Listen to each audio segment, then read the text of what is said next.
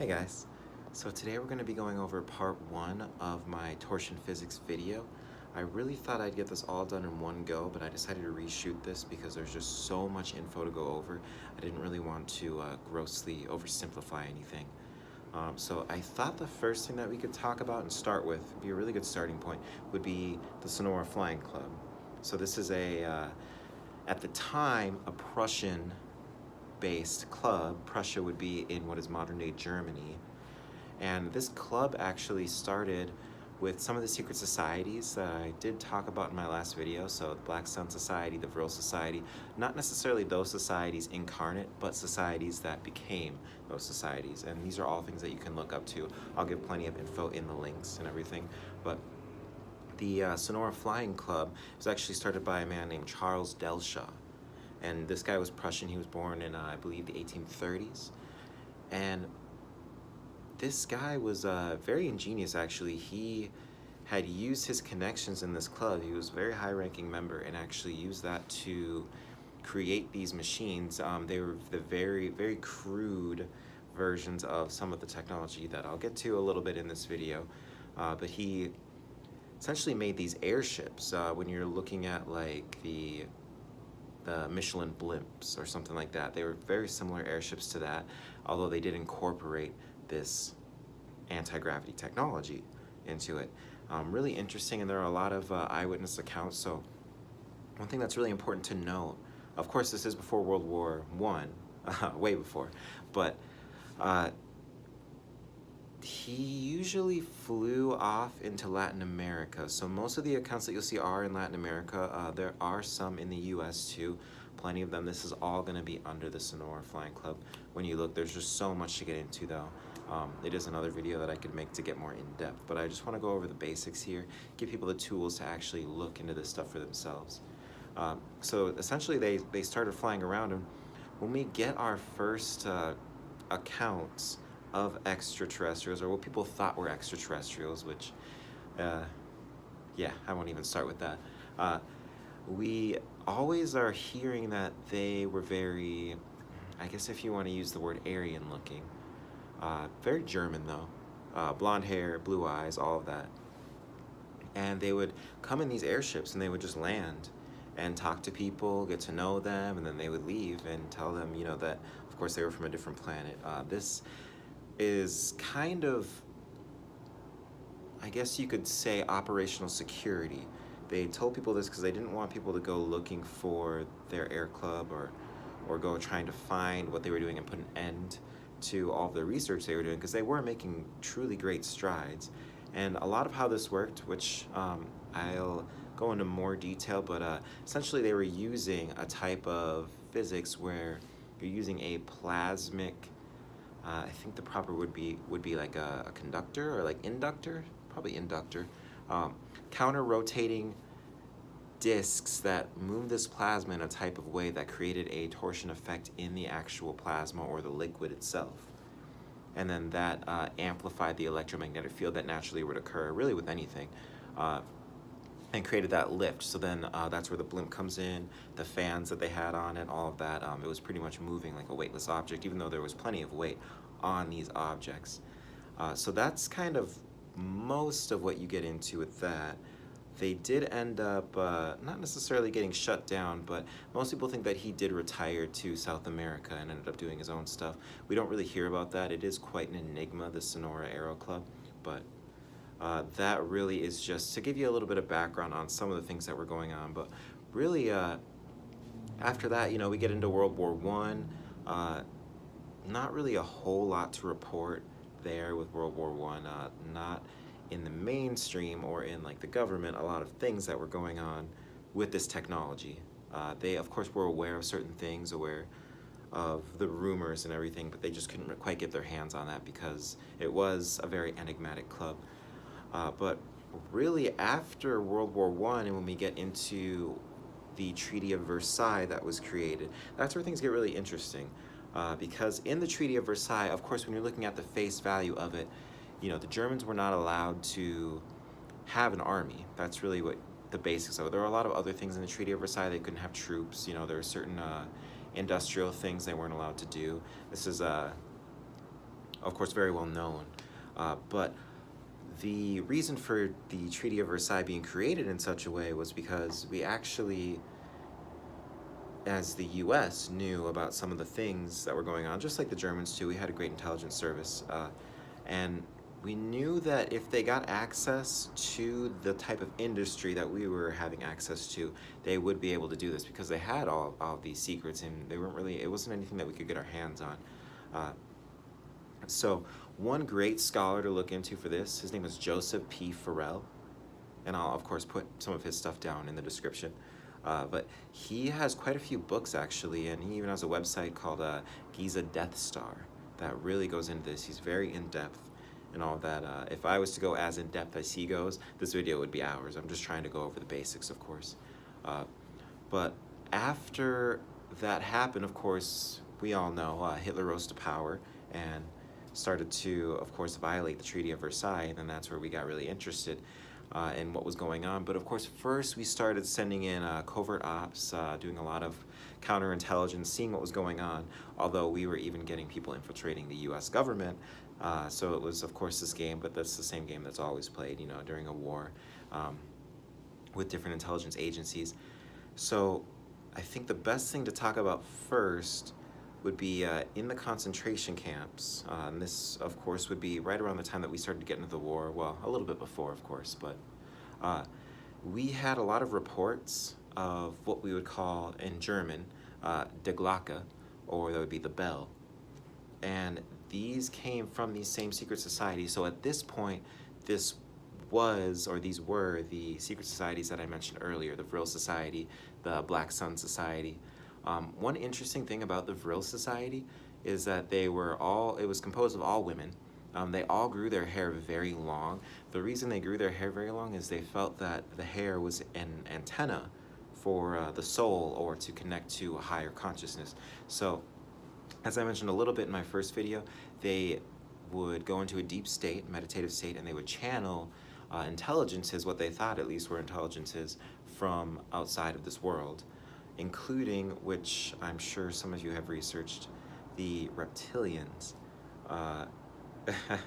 which is definitely something, I'll speak more on it in this video a little bit, but I'll have to make a whole separate video just for the reptilians themselves. But a very malevolent race of beings, and if for someone who's watching this that doesn't really know anything about this, you can always look up the reptilians. Look up David Icke. He's very good. He's done a lot of great research and documentation. That's just until I put something up where I can actually go deeper into this. But if you really look at, I mean, you can look at cave paintings, you can look at, you know, just the descriptions from those who came from the heavens, like the Anunnaki, all sorts of stuff, and there are a lot of great descriptions on what these reptilians did. And there's also a lot of solar system history. That's something else that I'll be talking about here. But getting back to, you know, the bell, in the concentration camps, people would see this glowing light in the middle of the night, and they'd go up to the windows and look out and see what looked like a bell, like a glowing bell, just levitating, usually connected to chains. And this was the first real functioning anti-gravity device. This device also seemed to alter how time worked around it too, so it definitely needed to be perfected. But that is, of course, other technology that we started to get into, and that technology, of course, became more widely known after the fall of the Nazi regime and Germany and all of that. But yeah, the biggest thing with that is once we actually got that up and functioning, we started to create what you would call flying saucers. These first flying saucers that you saw, which was around, you know, the 40s and 50s, some as early as the 30s and the 20s too. The 20 ones, the ones that were in the 20s, very hard to find good info on it. It's there, but it's not something that I'll be touching on. It's always something you can look into for yourself. But these craft, though, of course, they had something very interesting to them, and this is something that a lot of the private contractors use to this day. It's all very classified technology. They would essentially cancel out any inertia. If you watch sci-fi and you see inertial dampeners, how you can just go, you know, many thousand miles per hour. You could even go like almost up to the speed of light and then take a right hook turn, and no one in the vehicle is going to go flying forward. Everyone's going to stay still. It's because you create a 0 point of g-force in the center of the actual craft. And this gets into 0 point energy, a lot of other stuff, but I will stay on topic with at least like the solar system history. So the way that the Nazis actually got into this, just to backtrack a little bit, this is what I was talking about in my last video with Victor Schauberger. He actually looked at a lot of things in nature and noticed that this torsion physics, which is exactly what's being used, were used by like a lot of different animals and a lot of different facilities of nature. And the biggest thing that really got him, that gave him the inspiration, was watching fish go upstream. Of course, fish are very strong in the way that they paddle upstream and the way that they swim, but with his knowledge of physics, he noticed that really these fish were not able to create the amount of force needed to jump up this stream. So what he finally found out was there were vortexes, or I guess the proper word would be like vertices, of water that these fish were actually funneling through to get through and use less force, and it was essentially creating an anti-gravity effect where they were weightless. And by noticing that, he started to actually do a lot of cool experiments with electricity and different alloys and all that, channeling electric current through these alloys, and was able to create that lift effect. And once he started doing these projects, of course, that's when he got taken by the Nazis and they started doing, projects like the bell that I was talking about. And this is all stuff, of course, that you can look up. Great documentation with Victor Schauberger. And then, of course, Nikola Tesla. But this was a bit later. Nikola Tesla was from Austria. A lot of his research was used to perfect some of the stuff that, we were doing. But after the war ended, we had all of this knowledge, or not we, but the Germans had all of this knowledge on how all of this works, and we had barely even started to look into it as the US. And this wasn't even knowledge that was shared with the Japanese or with the Russians or anything like that. But this is where we get into Project Paperclip. So I will talk about Project Paperclip, but first what I want to make known is I don't remember the exact percentage, but quite a bit of the submarine fleet for the Nazis was missing once we had supposedly went in and taken care of Hitler. Now, there are a lot of declassified CIA documents on Hitler himself after the war, and people can say that this is a conspiracy theory, but the files are all there. This is all declassified CIA documents where they did think, indeed, Hitler was still alive. And thinking he was still alive, actually, they thought he was in Argentina, which is very interesting because I was talking about Latin America and how the Sonora Flying Club was actually going to Latin America and all that. So you can kind of see where that trail goes and why he went there, because they did just mysteriously, as far as we know, disappear, the Sonora Flying Club. And I'm sure that's why some of the Germans and Nazis wanted to go there and see what maybe happened to them, if they were still there, maybe get some more tools. But Argentina was their first stop after there was the mass exodus of a lot of these Nazis. And of course, not all of them got away too. There were some that were in higher powers that were left there, as kind of bait and all that. Clearly it didn't work because we are the US and we're pretty smart. We've got great intelligence assets. I always have. They went there, kind of looked around, did a little bit of digging. They did find a lot of stuff that had to do with the Sonora Flying Club. They had been living there for quite some time after. Gave them a bit of tools and all that. And then going back to the Vril Society too, we had been working with extraterrestrials to gain even more knowledge and to learn and perfect how the bell worked and the different type of physics involved too. So we really brought all of this over to Antarctica. And when you're looking at Antarctica, this is all also stuff that came out in the last 10 to 20 years. Very great information, but when you're using essentially like sonar, radar type of technology on the ice in Antarctica, you can see that there are pockets in there, from geothermal activity that are created, and they essentially create like a self-sustaining environment. There are bubbles in there where you can actually start to build out and do things. Even ruins that are under the ice in Antarctica. This has all been talked about, even by people like Buzz Aldrin too. There have been pictures taken to the pyramids in Antarctica. These are all things you can look up. They're just not things that are reported on. But these were built out, essentially. And the first time that we went there as the U.S., there's a great guy named Admiral Richard Byrd. He actually did quite a bit of traveling, but one of the things that he talks about, and this is all in his diary, this is all stuff available, or his journal, I should say. He went down to Antarctica and had a mission pretty much to figure out what was going on, figure out, it was confidential too, you know, if there were still, Nazis down there. And when he went down there, they were down there for quite a bit of time before they actually had contact, but eventually they saw flying saucers. This is all reported, not even just by Richard Byrd, but the people affiliated with him that were on this mission. And they came out, they had energy weapons, and you know, they fired. This is all technology that comes forward with just this one basic technology, which is the over unity device, or the free energy. And of course, I'll get to that in a second here. But yeah, and they, to be frank, got their asses handed to them, and they went back and reported all this to the United States government.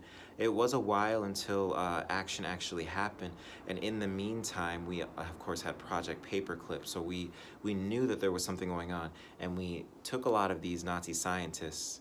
One thing that is important to note that I did not include is, of course, the time between the surrender of Germany and the surrender of Japan. So all of the stuff that I'm talking about in Antarctica was happening kind of in between that time, as far as I know. And then we had some of the Project Paperclip going on, and then that's where we were able to actually create the atomic bomb and get, we were already working on that, of course, but we were able to get those final tools we needed to create the atomic weapon, have Japan surrender and all of that. So that is one really important thing to note, of course, to get the whole picture of this. But going back to the whole Antarctica thing and you know, the loss that we had with Admiral Richard Byrd in the Navy, once we had went back, and after all this was said and done and the war was over, and the Germans in Antarctica had some time to recuperate and to perfect their technologies, then we actually had something really interesting happening. There was a flyover of the White House that happened.